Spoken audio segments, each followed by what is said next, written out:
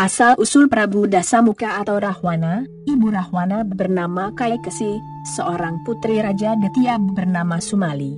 Sumali memperoleh anugerah dari Brahma sehingga ia mampu menaklukkan para raja dunia. Sumali berpesan kepada kekasih agar ia menikah dengan orang yang istimewa di dunia. Di antara para resi, kekasih memilih Wisrawa sebagai pasangannya. Wisrawa memperingatkan kekasih bahwa bercinta di waktu yang tak tepat akan membuat anak mereka menjadi jahat, tetapi kekasih menerimanya meskipun diperingatkan demikian. Akhirnya, Rahwana lahir dengan kepribadian setengah Brahmana, setengah raksasa.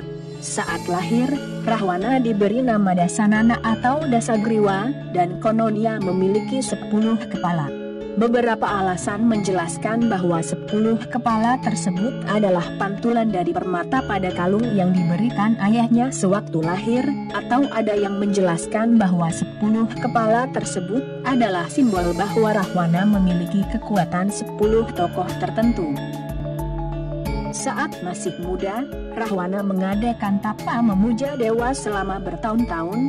Karena berkenan dengan pemujaannya, Brahma muncul dan mempersilahkan Rahwana mengajukan permohonan. Mendapat kesempatan tersebut, Rahwana memohon agar ia hidup abadi, tetapi permohonan tersebut ditolak oleh Brahma. Sebagai gantinya, Rahwana memohon agar ia kebal terhadap segala serangan dan selalu unggul di antara para dewa, makhluk surgawi, raksasa, detya, danawa, segala naga dan makhluk buas. Karena menganggap remeh manusia, ia tidak memohon agar unggul terhadap mereka.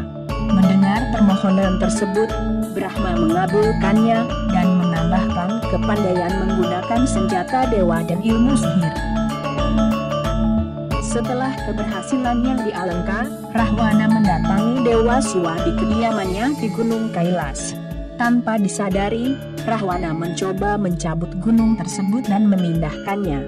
Siwa yang merasa kesal dengan kesombongan Rahwana, menekan Kailasha dengan jari kakinya, sehingga Rahwana tertindih pada waktu itu juga. Kemudian Gana datang untuk memberitahu Rahwana pada siapa ia harus bertobat.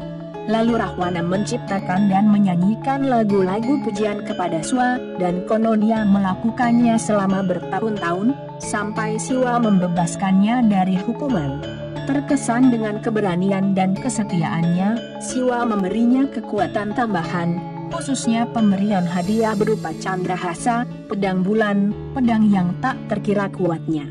Selanjutnya Rahwana menjadi pemuja Siwa seumur hidup. Rahwana terkenal dengan tarian pemujaannya kepada Siwa yang bernama Sivatandava Stotra. Semenjak peristiwa tersebut ia memperoleh nama Rahwana, berarti ia yang raungannya dahsyat, diberikan kepadanya oleh Siwa. Konon bumi sempat berguncang saat Rahwana menangis kesakitan karena ditindih gunung.